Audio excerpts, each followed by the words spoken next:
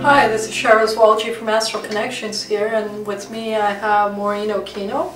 Maureen is visiting us from the island today. She's the one who makes all our Orgon products. Yeah, and I like to call them love devices. And so she's here visiting today, and we wanted to talk to her and learn a bit about her and learn a bit about Orgon and Orgon energy and why exactly should you carry one with you, and what does it do for you to have one in your home. Hi Maureen, thank you for joining us. Oh hi, sorry, I'm all sweaty. No, that's okay. So you're from the island, right? Mm-hmm. Yes. And you came over today just to share with us some of your new products that you've made. And last time she was here, she did a course for us too, and it was awesome, and I want to get her back here in the summer to do a course that teaches everyone how to make these. Yes. But before we go into all that, let's ask Maureen about herself. So tell me a little bit about yourself, Maureen. I'm a mom. You're a mom. Let's go even earlier. Let's talk about your childhood, where you grew up, where you were born. We love minerals. We've been collecting minerals our whole life, and we've been using them as healing tools for the last 30 years, because we're not really that old.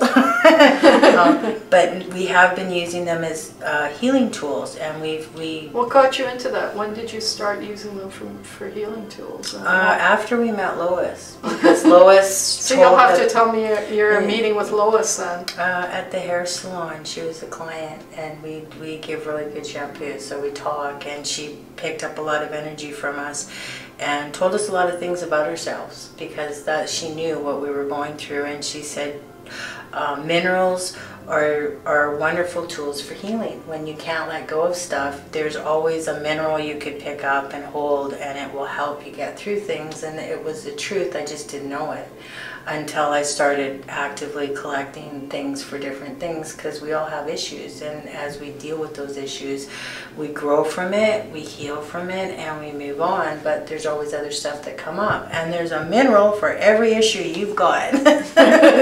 There's not an issue that you don't have that can't be healed by a mineral. Wow. Yeah. So how did you start learning about minerals, and how did you figure out what it was you needed, when you needed it? You can feel the energy from all living things. All things can contain energy, and you feel energy from everything, but certain minerals vibrate when you need them the most. And when I'd go into rock stores and mineral stores and psychic fairs and seen all the different displays, there's certain minerals that I was attracted to more, and then as you learn about the mineral, that's why, because you're dealing with something that you're trying to heal from. And that's just a natural thing, that minerals were there for us to use. And you can normally find them anywhere, walk along the beach or in a river or at a lake. They're everywhere, you just need to look. And I think that was it. When I went places, there'd be a shiny object, a pretty shiny thing, and I'd pick it up and it was there for my pocket, and it wasn't until like 10 years later we found out they actually had a purpose. Right? You don't know that when you're picking rocks on the beach or at the lake or at the river, but you find out by other information. So. Right. So at what point did the rocks become minerals in your life, and that you got to a point where you started recognizing their different qualities? Did you study about? No, it's like when you go to psychic fairs and when you go to rock shows, you're attracted to certain minerals, and you pick it up and you find out what it is, and oh, it's beautiful, and you take it home, and then you look up the information in various books. Like we had The Love is in the Earth and the Crystal Bible, and it's just amazing how much information that minerals actually have, because I didn't know that at the time. But as I've been going like 15 years into it now, there's every mineral has a different purpose and a different healing quality that is usable. So we really liked that, and that's like, it's been a lifelong thing, right? We had lots of issues. Okay, now tell me about Orgon. Orgon is the energy given by William Wright to universal life energy. All living things radiate orgon energy, and it's a life force energy. Orgonite is what this is, and it generates orgon energy by transmuting negative energy. It draws in negative energy and it transmutes it to a positive chi energy, which is life energy. Orgon is something that I was not aware of until 7-8 years ago, and when we became aware of it, it was a natural progression for the minerals, because minerals have to be cleaned. After you use them for healing, they have to be cleaned, they have to be recharged. It's a continuous process, and I'm famous for losing little ones and breaking them. Now that I've been able to capture them and their energy in Orgonite, I can enhance it. I never have to clean it, and it's continuously working. So it's just like it was a natural progression from minerals, because little minerals, like, they're really beautiful, but you can't do a lot of healing with that because they're so little and fragile. But if I put a bunch of little ones in an orgon, I have a powerful healing tool that's way easier to use than carrying a whole bunch of little minerals around. So it was a natural progression. It was like, it seemed that rocks were great for their ends to what they do, but okay. you need, I wanted to enhance them more, and I found a tool to do that. Okay, so tell me a little bit about this. You talked about Wilhelm Reich a little bit. Tell me about the history of orgon energy, from when it becomes an actual device, or when did it start become resonated and known that it can be used to for the different uses that it's being used for. Okay, and William Reich was a psychologist, therapist who trained with Freud and debated with Einstein. And they debated orgon, which was really cool because it's acknowledged.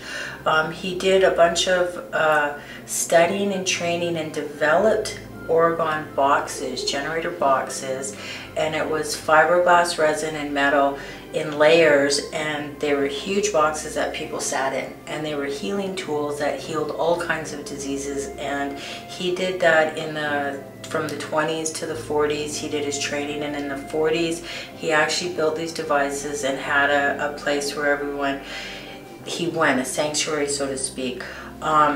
What happened was the US government, the FDA, actually didn't approve of it, and they jailed him for communist actions as opposed to what he was doing.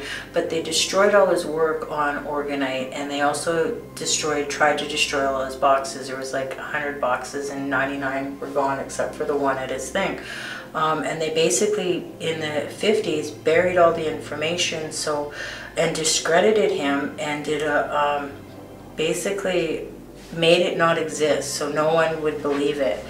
And there was a bunch of universities. There was a Russian guy who had carried on his work and proved that the orgon energy existed, because they did scientific tests to prove that it was in existence, and that his Orgonite, the generators that he made, were actually radiating some kind of energy.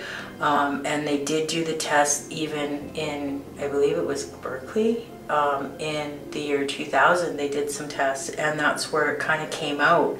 There was Laura and Don Croft had enhanced the general Orgonite or orgon generators with the minerals and made it Orgonite, and Carol saw how much more energy radiated and how they could direct the energy through the process. So it was something that was buried for 50 years and then came back in the year 2000, and people started to become aware of it again in a time when we really needed it. And then, okay, so then the boxes that Wilhelm Reich made, how did it get into such a small device? Well, the boxes were actually healing things that cured cancer, cured psychosis, cured tumors. Like, he claimed, and people claimed, that it cured anything and everything. And people would go and sit in these boxes for an hour. The general belief with when they remade them is they made the cones, the little round cones, and that as long as you had equal amounts of inorganic and organic matter combined together, you could create that energy field. And it's not just this, you can make blankets with cotton and fiberglass, that the couple that I had told you about. Any inorganic and organic matter combined together in equal parts will radiate orgon energy. Okay, this was made smaller because we would like to everyone to carry one in their pocket, and everywhere you go, you're cleaning up the environment. I'm carrying mine, you're wearing yours. What's it going to do for us to carry them? It creates kind of a bubble that it deflects all negative energy, and it absorbs all the smog, so you're not affected by the flickering of fluorescents, power lines, microwaves, Wi-Fi waves, all the things that are poisoning the environment. They continuously clean up. So if you're carrying a little heart around wherever you go, you're a little generator cleaning up the environment everywhere you go. So if everyone had one, everyone would be cleaning up the environment.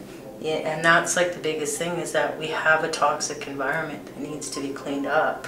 Wi-Fi is crazy. It's killing trees with radiation sickness, and the bees are dying because of Wi-Fi, and they want to put it everywhere with the hydrometers. Sensitive, there's a lot more energy sensitive people that are affected by the crap in the environment, and they actually clean it up. They prevent that from getting into you. It's like having a shield that you don't see, but it's bombarding everything, it's blocking everything and transmuting all the negative to a positive.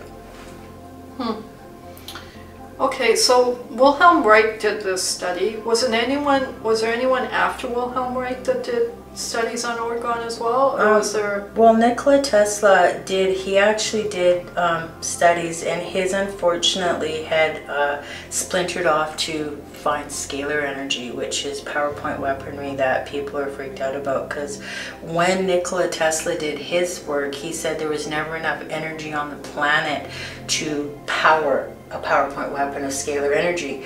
But like 100 years ago there wasn't, but now there is, and they have it. And that's what the HARP thing is up in Alaska. It's a bunch of Tesla coils, and the Tesla coils was a result of his taking it further, taking the energy further. Anyone after him? Just universities that did studies. The only known people that are kind of famous is Laura and Don Croft, because they added minerals to the mix, and they amplified the energy and directed it. There was an actual directional pull with it. So then by adding the minerals, there's an actual purpose that's satisfied with each of these. It's the quartz. When she put quartz crystals into the resin, it created a piezo effect, which amplified the energy field, because quartz does that. But she also saw there was a directional movement of the energy. When you do flat orgons, like there's platters that they make for food platters, when you do that, you can see on the platter there's like a aura around it kind of thing, but it's just flat. But when you have like a cone type thing with the crystal pointing up, you can see a flow of energy that comes like that, like a fountain. So it's a directional thing that was, and they were amplified. That way you could make a smaller one, you could keep it in your house, and it would carry a certain area, whereas you didn't have to sit in a big box. So on the table here, we have various shapes. We have hearts, we have a tetrahedrons, and we have the circles, and we have the stars, and we have different sizes, different shapes. Can you tell me what the differences between all the different ones are, or why they are different shapes? Or? Sure. Well, mostly molds. Some have gold in them, and the whole thing with my thought was healing hearts one at a time. If everybody had a pocket heart, then you could heal the heart on the inside and heal the environment on the outside. It started with something small, because everybody wanted a small rock that you could protect, because peridot is beautiful, but it's really small, and it's a very powerful shield protector, but you can't really carry it without losing it. So it was natural to put it in a pocket heart, and that was great because you wouldn't lose it, and if you dropped it you wouldn't break it, right? So that's why we started with hearts. We went to bigger hearts because people wanted bigger energy. And then we went to circles because guys don't like carrying hearts all the time, so let's do circles. As well as we were trying to develop various degrees of energy, how much energy we can pull. A single layer one has a nice shield for a person or a car, and it's nice to carry in your pocket kind of thing, but it's a single layer.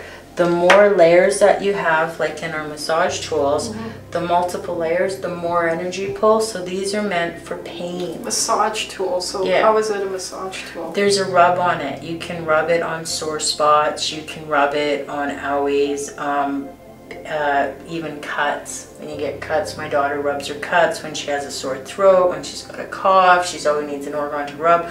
But they're a massage tool for rubbing. They were developed for pain. We were in a car accident, we had lots of pain and it wouldn't go away, so we figured let's try a rub, and we made a rub and it really helped. You just rub the area for 20 minutes and you forget about the pain, it takes it away. We have a chiropractor who uses them every day. She sits on it with her back. You just sit in your pants on your back, on your lower back. You sit there while you're watching the news and it helps with your back pains. It's just kind of like to help absorb pain at a way stronger level than something that was single, because the more layers, the more energy pull. When Wright made his box, when you say more energy pull, the negative pain energy gets pulled out more, right? So the more layers you have on an orgon, the more pain that's being pulled. When Reich made his boxes, there was multiple layers, like lots and lots of layers in this big box that he made on all sides, and that's why it was such a high concentration of orgon energy. These are. Do you know how many layers that was? I do not know. I don't know. No, sorry. No, that's okay. I seen the box and I seen the blue energy he collected in the test tube, and that was enough. I didn't need a lot of proof or convincing to feel that these work in that, right? It's like we're kind of. Yeah. Okay. Let's talk just now. These look amazing. I mean, you've got minerals, you've got glitter, you've got gold, you've got silver, you've got copper. What does it take to make these? Just inorganic and organic minerals combined, or in substances combined together. You have your metal, which is an inorganic, and that's basically what all Orgonite is made of, from, is like shaved metals. And your resin, which is an organic because it's petroleum based. So that's, you combine the two together and it just generates that. I chose spheres because they're not dangerous. When the resin depletes, a standard Orgonite is normally shredded metal, and when the resin depletes, it's sharp. We like the spheres because I have a child, so we're thinking about that. It's not going to deteriorate and hurt anybody. But on top of that, the spheres, they radiated a frequency of infinite. It's infinite possibilities because it's a sphere. Shaved resin or shaved metal is only one frequency. So it's only going one frequency, where this is multiple and infinite, and they pull more power. It's exchanging more power because it's a sphere. And we love them all. Okay. And then the process of making it, can you talk a little bit about that? Like how did you make this one? What does it take to make it? This one actually started with garnet and a quartz crystal, and it was actually a smaller one. And I wasn't too sure how I was going to do it because I'd had a bit of leftover resin, so I'd made that. So what I ended up doing was putting it inside one inside, and then putting balls and then building it up. But it starts with your first pour. You do one layer with your rocks and your balls, and you let it sit for a couple days, and then you do your other layer and you organize your balls in such a way that they're covering, so that you can see that it's all there in a design. And then you do another layer, and your top layer is basically a slow drip till it's half covered, so you have the top part, right? But it definitely, all of them vary, but it's how long does it take you to make each one? It depends. This one, like these ones, because it's 3 pours, it would take about a week to do the pours, then you leave it a week and then sanding. So it's a couple-week process, right? Everyone's different. And the different shapes, are they from like cookie cutters or? They're silicone bakeware. You can use any kind of silicone bakeware because they don't stick. As well as if you get, this one isn't as smooth on this side, if you get them with the shiny finish, you'll get a shiny finish. But if you get it with a flat finish, it's a flat finish. But you'll get the shiny top, right? But it's a cookie mold, and it's silicone because it's easy release. Because the other ones, if you do plastic, the resin sticks to the plastic. You can't get them out, right? Okay, so you're going to come and do a course here for our clients and for Astral members. Can you give me an idea of what you're going to teach in that course? We can teach you the basics of making Orgonite, that you need mineral, metal, and the resin and the molds. We can show you how to set things up. We have heart molds that everyone can take a heart mold and build their own one. And then the resin part is tricky because you have to stir it to get it activated, and that's like 5 to 10 minutes. And then once it's done, you only have so long, like a couple hours till it hardens, but you only got that hour to get it all into everything. And I don't think everyone would be able to get the mix feeling. Everyone can try it, but it can't be stopped or you wreck the resin. You get all kinds of flaws in the resin if you don't see all the bubbles in there? Yeah. That's because it wasn't mixed properly, because I got interrupted and I stopped to say something to my daughter, and then when I started again, it's hard. But you get to see how to do it, and you might get to try to mix it. It depends. But we can show you how to make them, and we have aquamarine for everyone to make aquamarine ones that they want, and they just, if they have their own rock they want to put in, they can. Yeah, just bring your crystals with you that you want to add, and we'll... Yeah, because it is easy. It's time consuming. It takes a couple hours to do the resin part, and then it takes 2 days for the resin to harden, to solidify. Right. But once you get that, like a couple days after, if you leave it for the week, it's better because it's soft, and if you imprint it, then you sand it, and we can show you the tools and possibly give you a tool to sand with, because the sanding is the other tricky part. Right at the end, you have to sand it, because when they come out, they're all razor sharp. And unfortunately, you won't be here to sand it when I'm here, because that's like a week later. But we will give you a sand. You won't stay here a week and watch us do this? No, but we can bring some raw ones if you guys want to practice sanding, because that's not a problem. It's just when they come out of the mold, they're I'm really really sharp. looking forward to this. Not only will we get the history on it, you'll actually show us how to make them, right? Yeah, no, and these ones, because we're using spheres and we're just making pocket ones, they're a lot easier than the bigger ones, because the shaved metal ones, again, it's every layer really counts, and that's the thing. And there's only 10 minutes working with fiberglass, 10-15 minutes, and it's highly toxic, and the chemicals, you need to wear a gas mask. So that's why we went to resins that were not toxic to use, and we get a better product. It's like much nicer, much shinier. We like pretty shiny. Well, Maureen, I've exhausted all my questions today. Is there anything you want to share with the audience for when they come to your class that will benefit them?